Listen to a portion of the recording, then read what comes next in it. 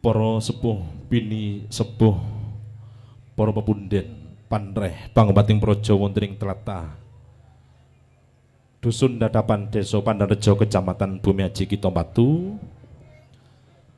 Kawula nyuwun pangestu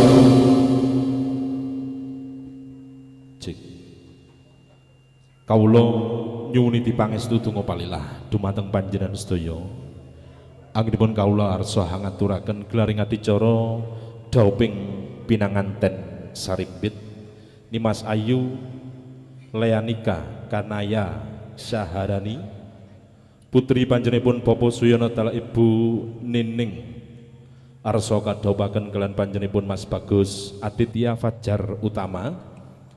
putra panjenenganipun Bapak Suwito Tala Ibu Suswanti. Wonten ing siang palenggan puniki makarya sesarengan kalian Sanggar Seni Karawitan Manis Renggo ingkang mijil saking tlatah Ndau Kadipaten Malang saha tata rias Francisco Make Up Wedding kang mijil saking tlatah Sidomulyo Kita Batu.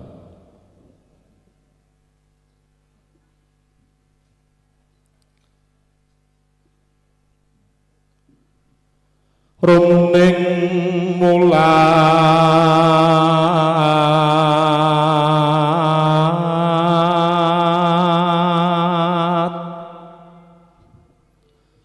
runing mulat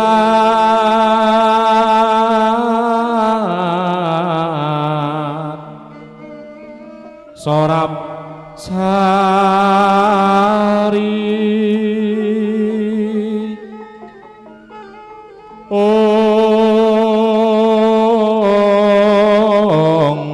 ning mulat sorap sari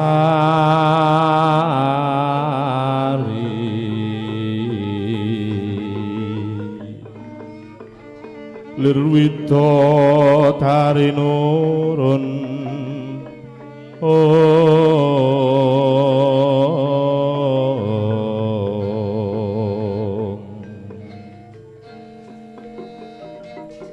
sampun paripurna sirat mojo pinanganten putri Nimas Ayu Leanika Kanaya Syaharani anggenipun hangrasuk busana mulas wadana sesarengan tata rias Francisco arsa sirat mojo pinanganten putri tindake gelaring adicara mijilipun sang pinanganten lenggah wonten papan pangandikan ingkang piniji kanthi ambabar gending ketawang puspa warna.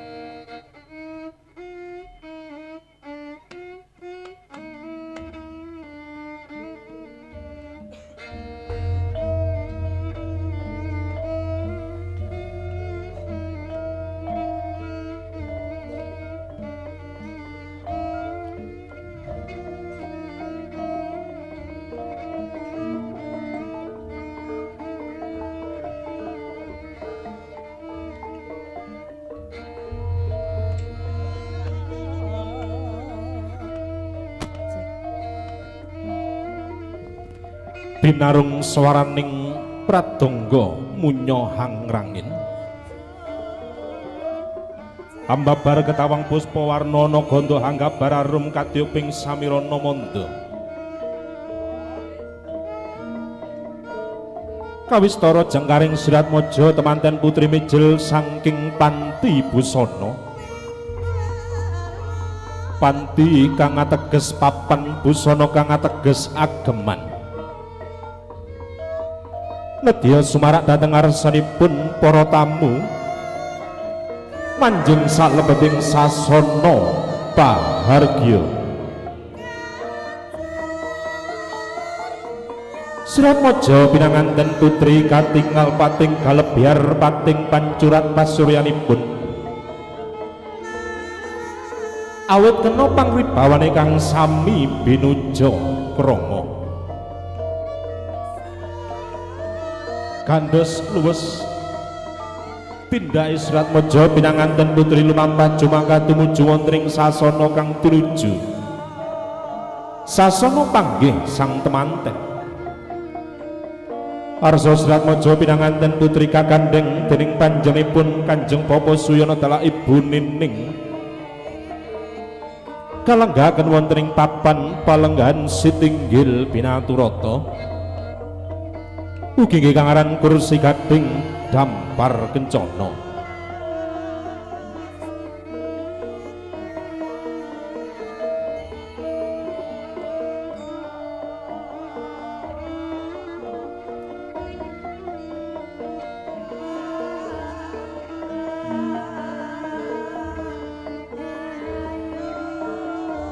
Sampun dumugi wonten ing sasana kang tinuju mijilipun Siratmaja pinanganten putri.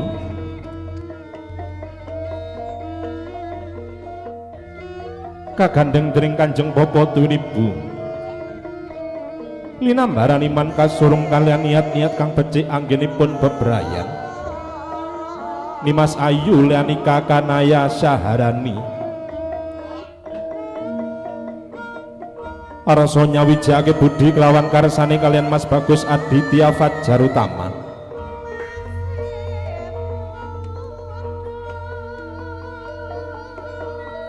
Dumugi wonten ing papan palenggahan sasana kang tinuju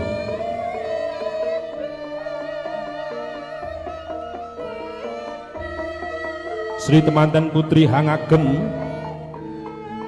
busana kang sarwa rinunci jejeraga sapadha dening panjenenganipun Kanjeng Bapa Suyana dalah Ibu Nining arsa panjenenganipun Kanjeng Bapa Suyana amaringaken wujudipun kembar mayang sak kembaran minangka syarat sarana dauping sang pinanganten sarimpit kanthi kawisesaning Gusti ingkang Maha Welas saha Maha Asih idi pangestunipun para sepuh bini sepuh para pepundhen ingkang sampun lenggah wonten mriki papan palenggahan.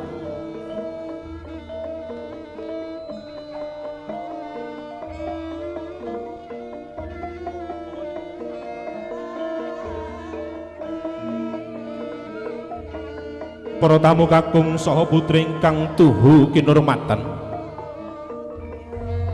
Siratmaja pinanganten putri nuninggih Nimas Ayu Leanika Kanaya Syaharani. Sampun dumugi wonten ing papan palenggan karana sampun dungkap wahyaning mangsa kala adicara dauping sang pinanganten sarimpit. Panjenenganipun Kanjeng Bapa Suyana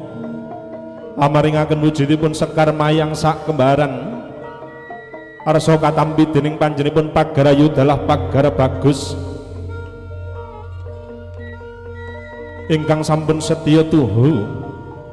ndarake dauping sang pinanganten.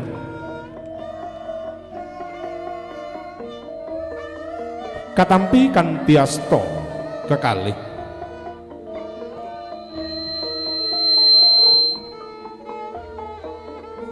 dening para Pagar Bagus dalah Pagarayu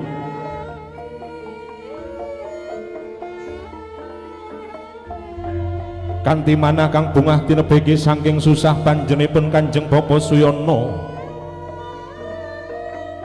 arsa handhaupaken Siratmaja pinanganten putri mugi glaring adicara pangipun pinanganten saripit wiwit purwa madya wusana tansah binaringan lancar saking pangwasing Gusti ingkang Maha Suci.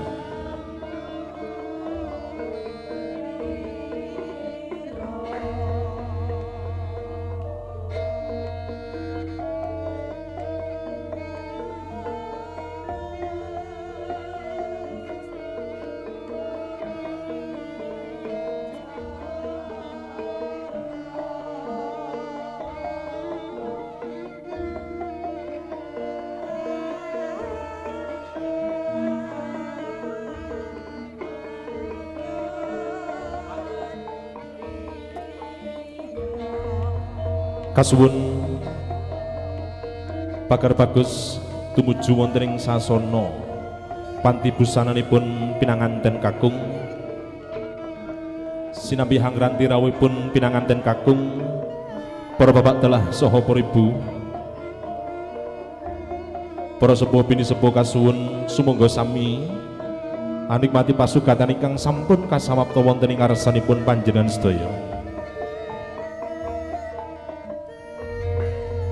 Sinambi hangranti rawuhipun risangat meja pinanganten kakung, semoga kula panjenengan sedaya sami midhangetake gelaring uyon-uyon saking sanggar seni karawitan Manis Renggo.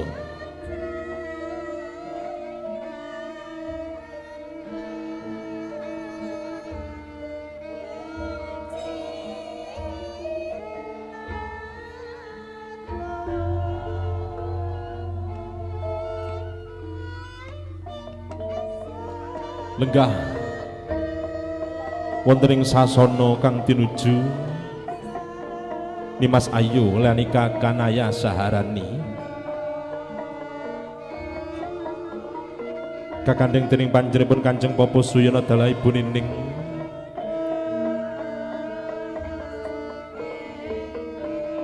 minangka wujud syukur mring Gusti ingkang Maha Welas saha Maha Asih. Hangranti rawuhipun sang pinanganten kakung Mas Bagus Aditya Fajarutama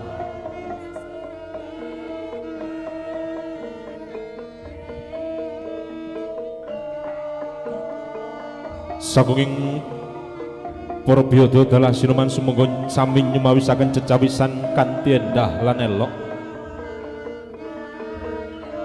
Saperluhan nampi rawuhipun keluarga agung Brait Agung Papa Suwita dalah Ibu Suswanti ingkang mijil saking tlatah Junggo Desa Tulungrejo Kita Batu.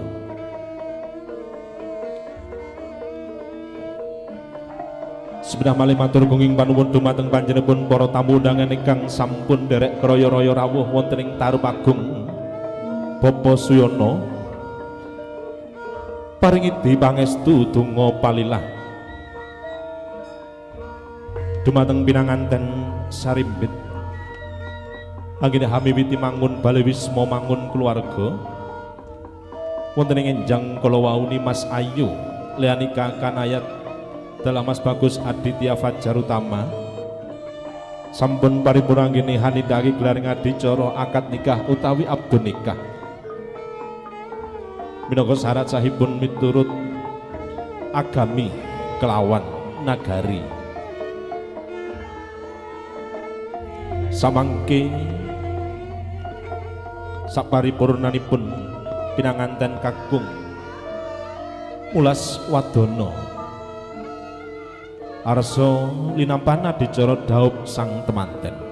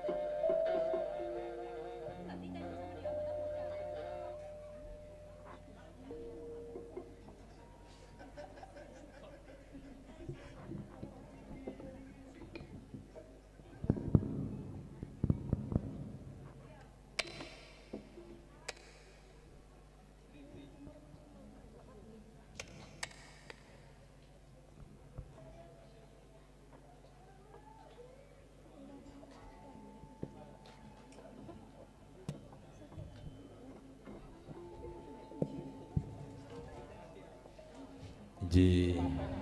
katuran sugeng rawuh selamat datang dumateng sedaya para tamu undangan berat agung keluarga agung saking panjenenganipun Bapak Suyono dalah Ibu Nining sugeng rawuh wonten tarep agungipun Bapak Suyono anggenipun paringiti pangestu donga palilah dumateng pinanganten sak kloron sinambi ngranti rawuhipun disangat mojo pinanganten kakung awit tasih dikarak saking Bali Desa Pandan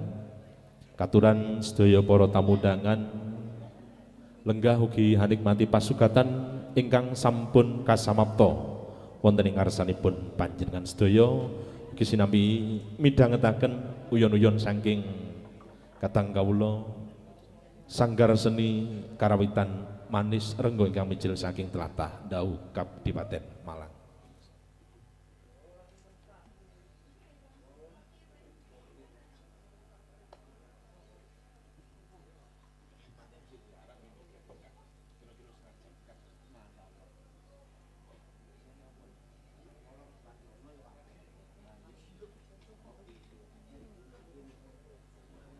Ugi wonten siang palenggan puniki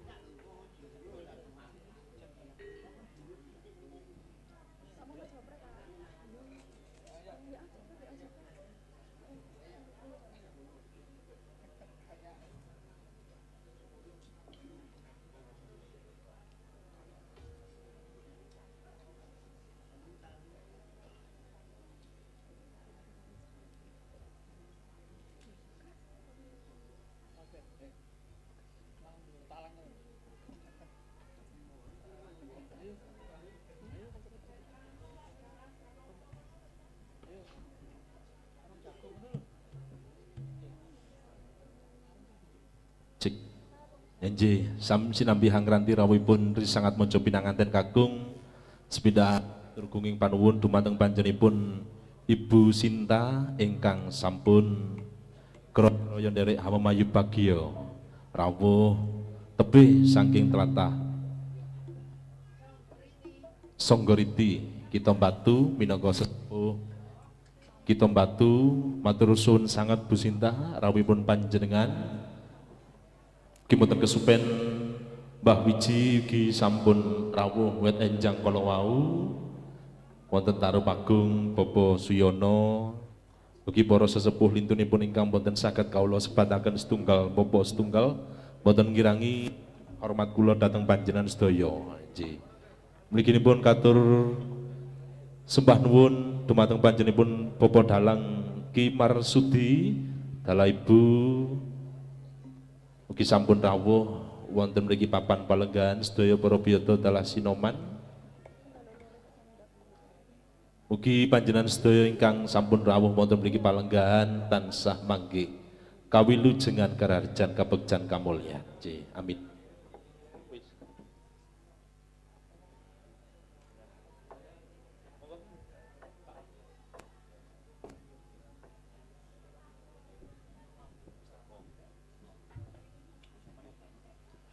Singgah singgah kala singgah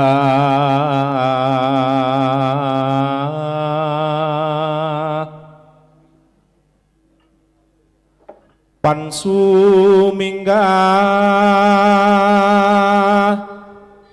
duraga kala sumingkir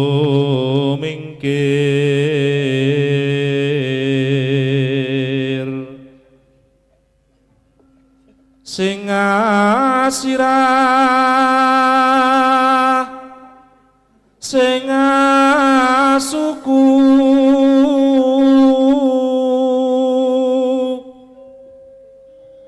sing atan kasat mata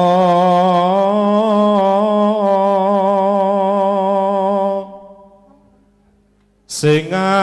tenggak sing ngawulu sing bau kabeh padha sumingkira ing telening cala nidhi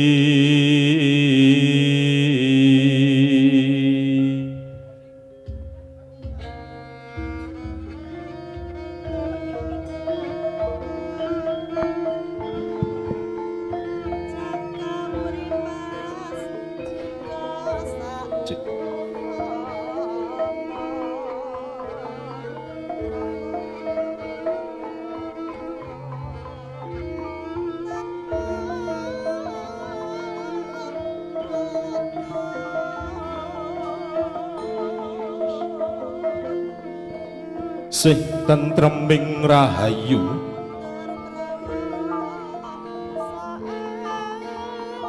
mugi tansah kajiwa kasalira dumateng kula lan panjenengan sedaya.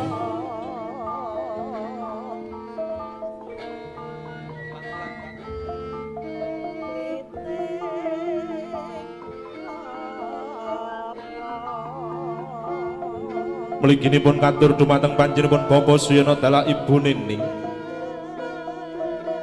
ingkang hamengku gati hangentas putri Mahargya Siwi ndawaken Sirat Maja pinanganten putri kang kinasih nuninggih Nimas Ayu Leanika Kanaya Saharani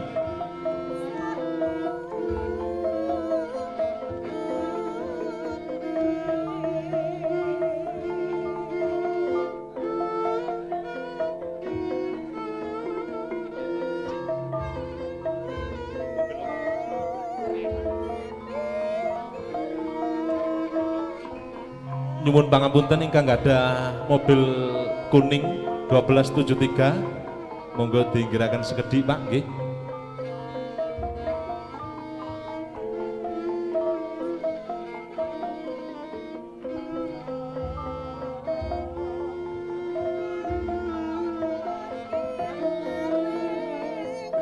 Lamat-lamat katon sinamatan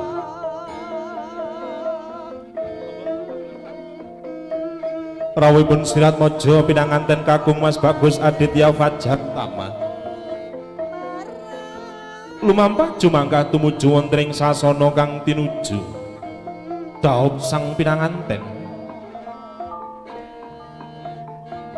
linampanipun Sirat Maja pinanganten kakung katingal Lambata Buang Gajah Nguling lon ambok palon tindak ilang banget pangati-atini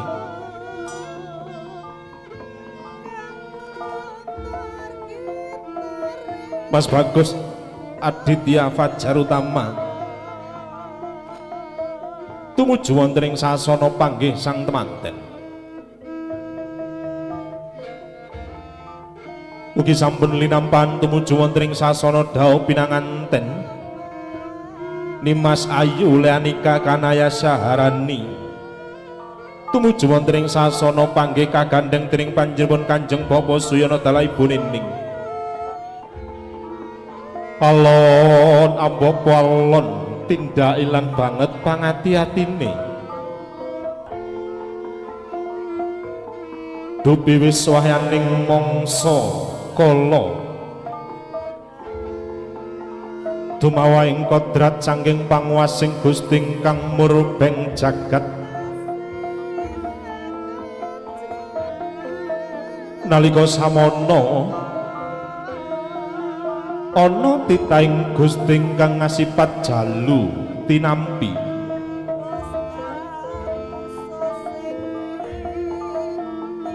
wanita ingkang tasih genya ingkang badhe lumebet wonten ing alaming madya alaming dewasa nuninggi Mas Ayu Leanika Kanaya Saharani wonten ing Siang Palenggan puniki arsa kadhawuhalken kaliyan panjenenganipun Raden Bagus Aditya Fatama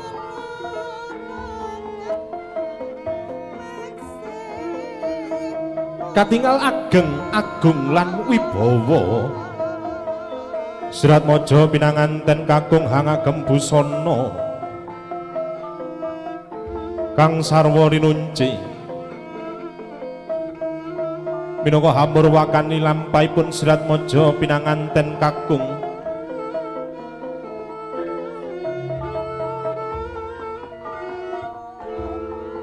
nuringgih para punakawan minangka Ki Suba Manggala manggalaning lelampahan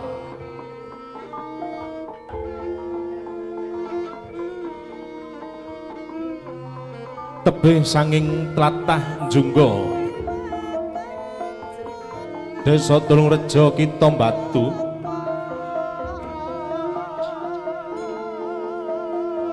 keluarga agung Bapak Suwito Dala Ibu Suswanti Dampyak ndherekaken linampanipun Serat Maja pinanganten kakung tumuju wonten ing sasana panggih Dampyak asaban benang kencana sumunar agilar saya cedak saya caket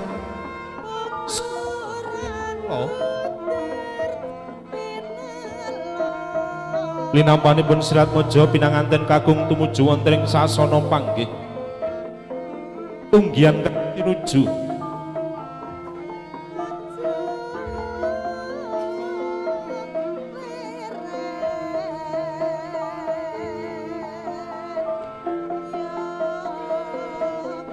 krana idhi pangestunipun Gusti kang Maha Welas saha Maha Asih saha donga pangestu saking panjenenganipun para sesepuh para pepundhen ingkang sami lenggah panggihipun pinanganten saribit mugi tansah jaya ing purwa jaya ing madya jaya ing usana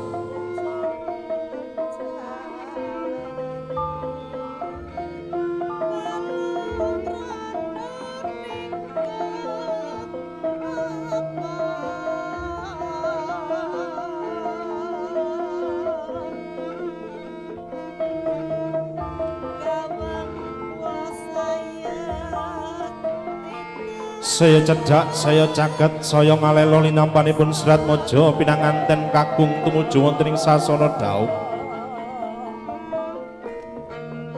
pinanganten sarimbit sami catur netra minangka linambaran iman kasurung kaliyan niat-niat kang becik anggenipun bebrayan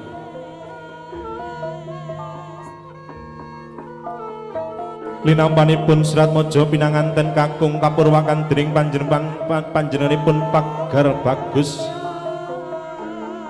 ingkang sami hangasta wujudipun Sekar Mayang sak kembaran.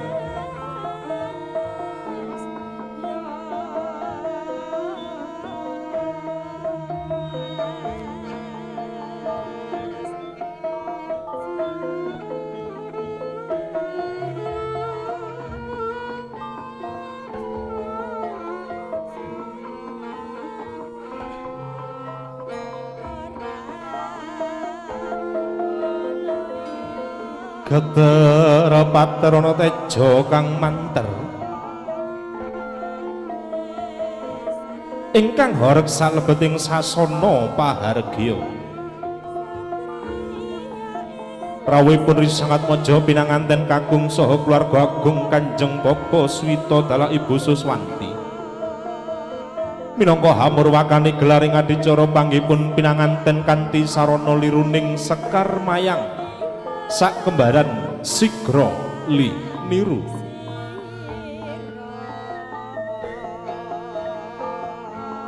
Sekar Mayang sak kembaran kalirakan kanthi sarana silang manjingipun Yayi Dewa Daru Jaya Daru lan Kalpa Taru.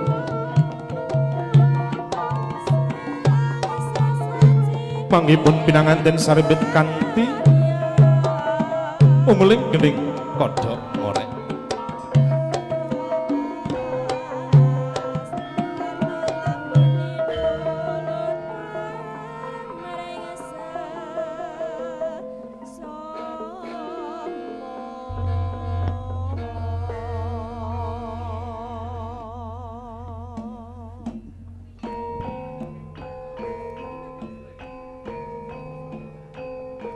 Saya cedhak, saya caket, saya ngalelo linampanipun Sirat Maja pinanganten kakung tumuju wonten ing sasana kang tinuju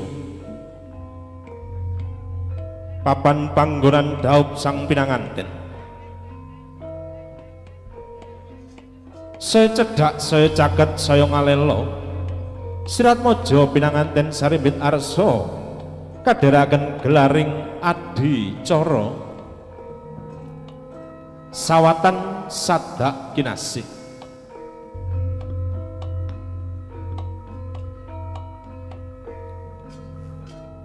Kang putra nyawataken gondang tutur adalah kang putri nyawataken gondang kasih. Arsa pinanganten sarimbit sami jawat asta nggih kang winastan adicara panggih ingkang dipun panggihaken dening sang juru pangedi sarira ingkang mijil saking Tatarias Francisco panggihipun pinanganten sarimbit pratandha bilih Nimas Ayu Leanika Kanaya Saharani dalam Mas Bagus Aditya Fajarutama wis dadi siji nyawiji setunggal manunggal lahir terus sing batin.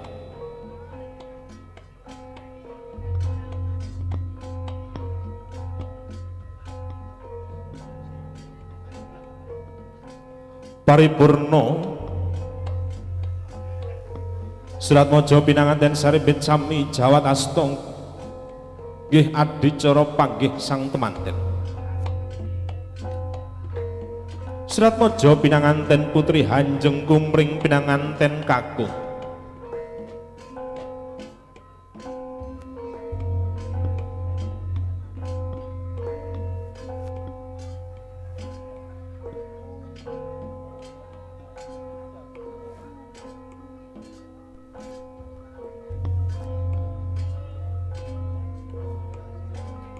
Sirat Maja pinanganten putri Hanjeng Kumring pinanganten kakung arsa linampan adicara idak wiji dadi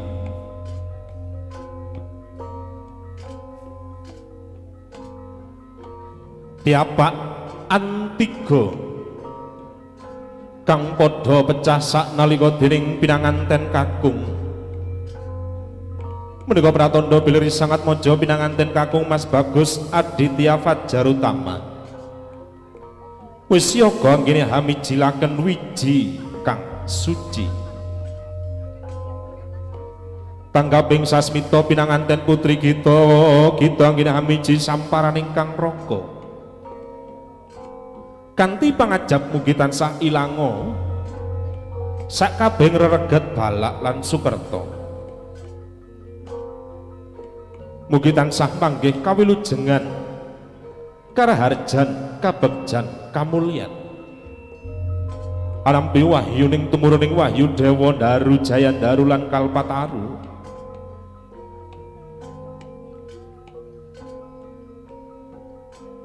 arsa pinanganten putri jumeneng sak padha katata kang winastan adicara junjung derajat kajunjung dening pinanganten kakung pratandha bilih pinanganten putri jumeneng sak padha jejeraga sak padha wonten ing ngarsanipun Kanjeng Bapa Suyana dalah Ibu Nining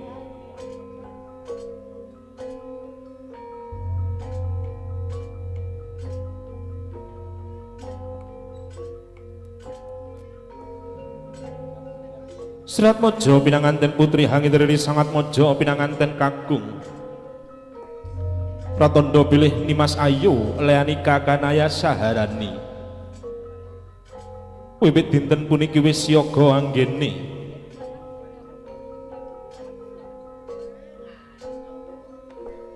setya tuhu bekti dumateng Raka garwa ingkang kinasih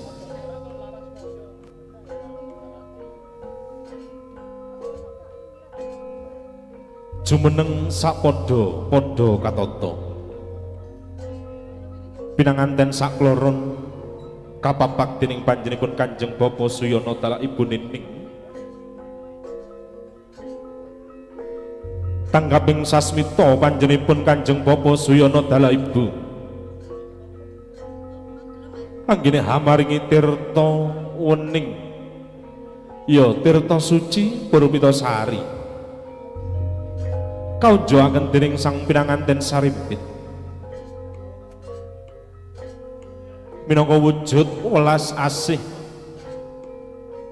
katresnan bapa kelawan ibu dumateng putra putri ingkang kinasih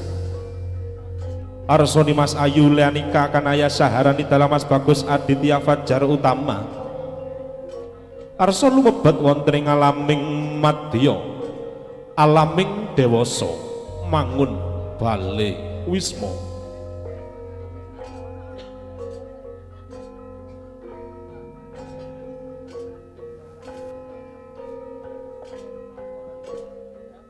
pinanganten Sarimbit angunjuk tirta mugi tansah manggih wening lair kelawan wening batin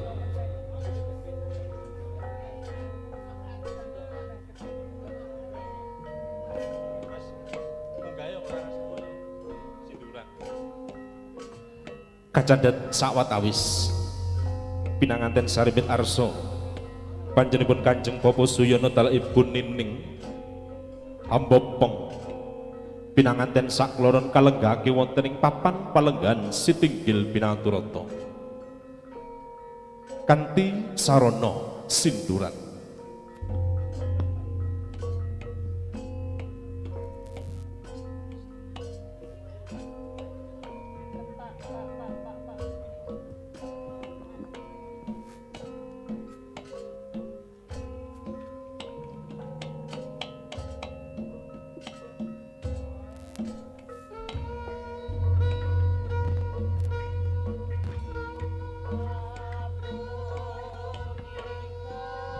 kasindur kaboyong sang pinanganten dening panjenenganipun Kanjeng Bapa Suyana dalah Ibu Nining kanthi sarana bopongan alon abop walon tindake lan banget pangati-atine dening panjenenganipun Kanjeng Bapa Suyana anggenipun hambopong putra putri ingkang kinasih menika Kanjeng Bapa Suyana sampun hanetepi dawuhing para winasis Ki Ajar Dewantara ing ngarsa Suntulada ing madya mangun karsa Tutwuri Handa Yani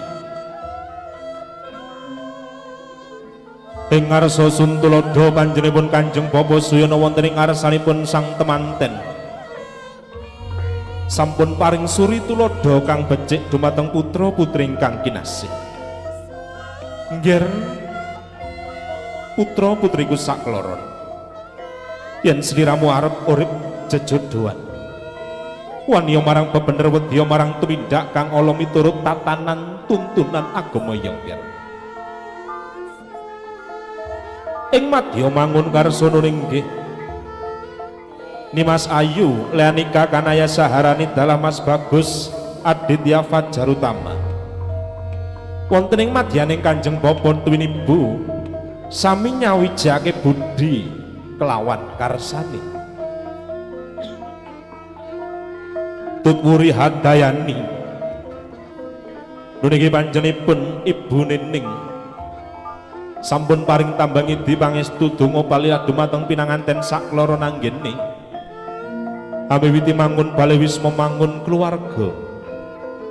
mugi tansah pinaringan keluarga ingkang tansah atut runtut raruntungan jejodohan dumugining delahan sampun dumugi wonten ing papan palenggan sitinggil binatura tonggih kang aran kursi gading dampar kencana ananging saderengipun pinanganten sakloro lenggah wonten ing papan palenggan arsa linapan adicara bobot timbang ya timbang pangkon panjenenganipun Ibu Nining hangaturaken dumateng kang bapa ingkang kados mekaten ramani iya ya Bune menawi panjenengan raosake amrat pundi putra piyambak kaliyan putra mantu wis tak bobot lan tak timbang kabeh padha abote Bune aku ora bakal bancing deman silatan marang sakelorone paripurna sirat maja pinanganten linampan adicara bobot timbang iya timbang pangkon arsa pinanganten sarimbit kalenggaken wonten ing papan palenggan sitinggil binatura kang winastan adicara tanem pari jeru nggir sliramu sakloron tak lenggahke ning papan palenggan iki Yongkir pesere bobo sing jejeg niatmu sing dedeg niatmu anggene palakrama aja nganti kaya apa sing wis dadi niat sucimu Yongkir kasihan dakmu Bapa matur sembah nuwun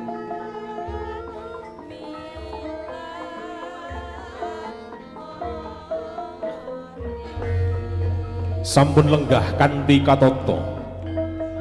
Nimas Ayu Leanika Kanaya Saharani dalam Mas Bagus Aditya Fajarutama pindaning Sang Hyang Bathari Kumajaya lan Sang Hyang Bathari Kumorati ingkang ngejawantah arsa pinanganten sakloron hang lajengaken gelaring adicara kacar kucur asok guna tampa kaya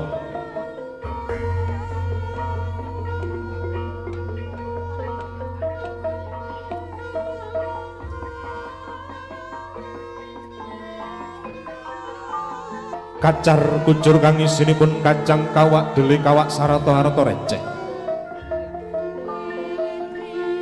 kaparingaken dumateng sang pinanganten putri minangka pratandha bilih Mas Bagus Aditya Fajarutama wiwit dinten puniki wis yoga anggene paring sandang sanding papan pangan utawi buga dumateng garwanipun ingkang kinasih katampi kanthi asta kekalih kalebetaken salebeting sabu tangan balung tulang Nimas Ayu Leanika Kanaya Saharani Hanampi menapa ingkang sampun dados peparining raka Mas Bagus Aditya Fajarutama arsa katitipaken guna kaya wonten ing ngarsanipun Kanjeng Bapa Suyana dalah Ibu Nining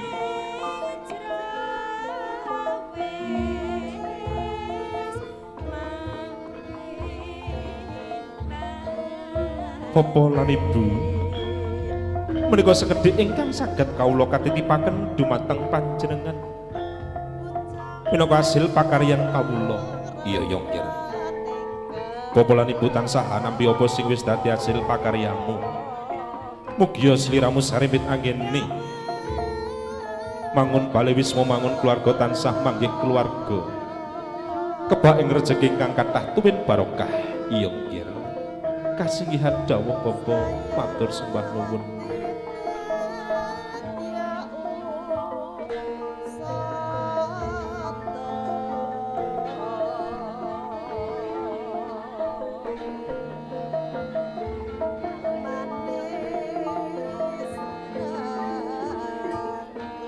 Paripurna sirat mojo pinanganten sarimbit linampana dicara kacar kuncur asok guna tampa kaya. Arsa pinanganten sakloron linampana dicara hangunjuk tirta wening ugi dahar klimah. Kairing dening panjenipun pagarayu dalah pagar bagus ingkang sampun setya tuhu ndherekaken dhawuhing sang temanten.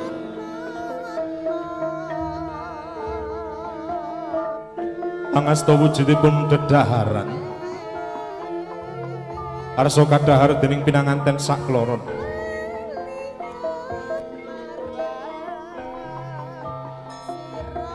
Kasineksenan ibu pertiwi ingkang sampun paring rejeki, Bapa angkasa ingkang sampun paring pepadang dumateng sedaya para titah. Sirat mojo pinanganten sarimbit sami linampana dicara dahar kembul.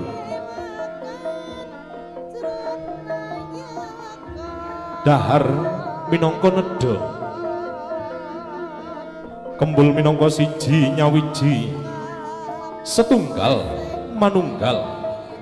lahir terus sing batin. Pinanganten sarimbit hanikmati dedaran kang arupi sekul punar, sekul walimah, sekul ilang panjang rejo. Kebaing pangajap pandonga mring Gusti kamo suci mugi tansah panjango kaumurane temanten.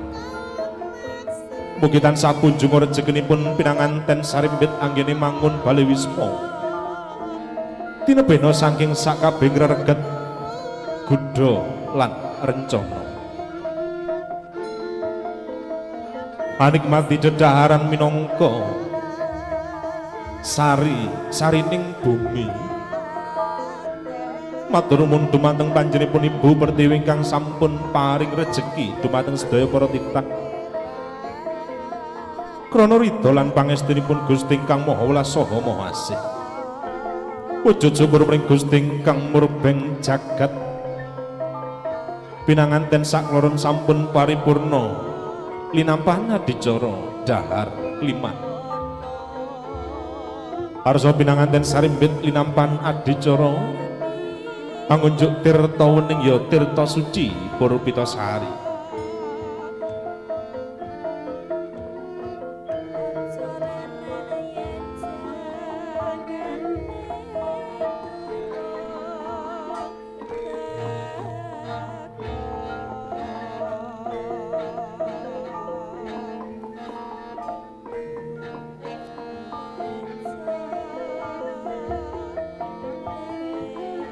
Pinanganten sarimbit arsa linampan adicara hangunjuk tirta wening ya tirta suci Purpitasari. Tirta wening, tirta minangka banyu, wening minangka bening banyu kang bening ingkang konjuk dening sang temanten. Kebaing pangajap lumantar hangunjuk tirta wening ya tirta suci Purpitasari. Mugi tansah manggih wening lahir kelawan uning batin. Dening Dimas Ayu Leanika Kanaya Saharani Dalamas Bagus Aditya Fajar Utama.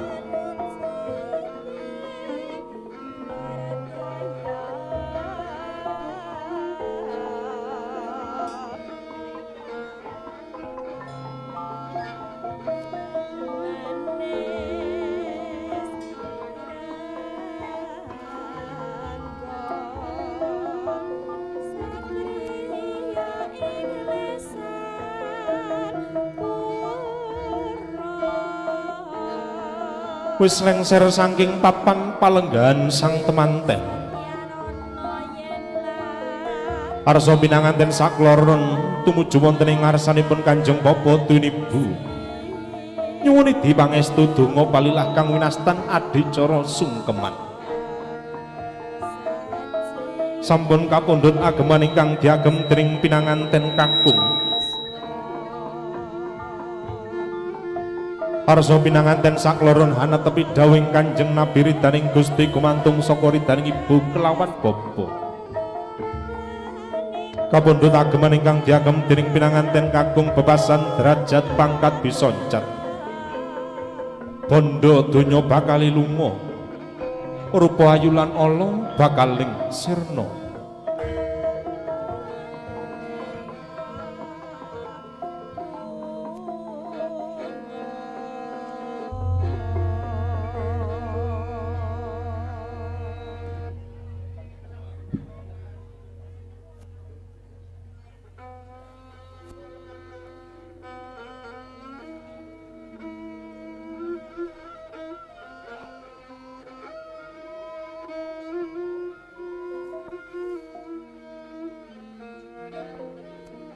Suratmaja pinanganten sakloron tumuju wonten ing ngarsanipun Kanjeng Bapa Tunibu nyuwun idi pangestu donga palilah dumateng bapa kelawan ibu pinanganten sarimbit hangaturaken sembah pangabekti ingkang kados mekaten Bapa kawula nyuwun idi pangestu dumateng panjenengan wiwit alit dumugi akhir dewasa kawula kebak salangken kawula pangucap lan tumindak kawula nyuwun pangapunten wonten ing ngarsanipun panjenengan kawula kaliyan Mas Bagus Aditya Fajar Utama nyuwun pangestu dumateng panjenengan nggih Bapa lan Ibu mugi panjenengan kersa hanampi panyuwunan kawula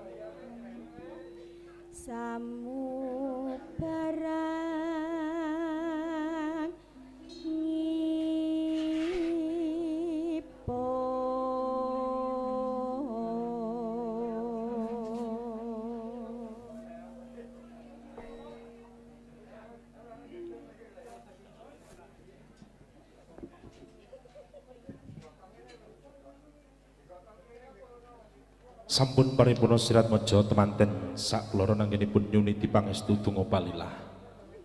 dumateng panjenenganipun Bapa kelawan Ibu kadya melati kang rinunci arum gandane putih rupane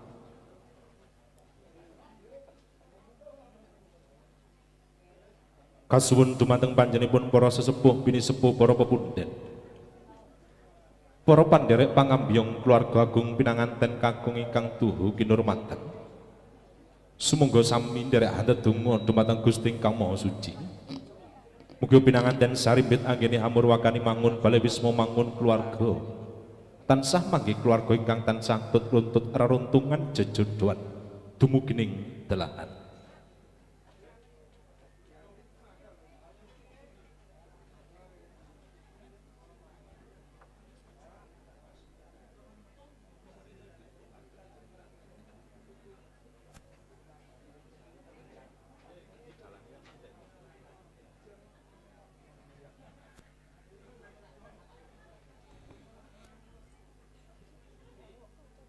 Para bapak telah saha para ibu kakung suman putri ingkang kinurmatan. Sinambi hangranti paripurnanipun adicara. Semoga sami hanikmati pasukan ingkang sampun kasamapta.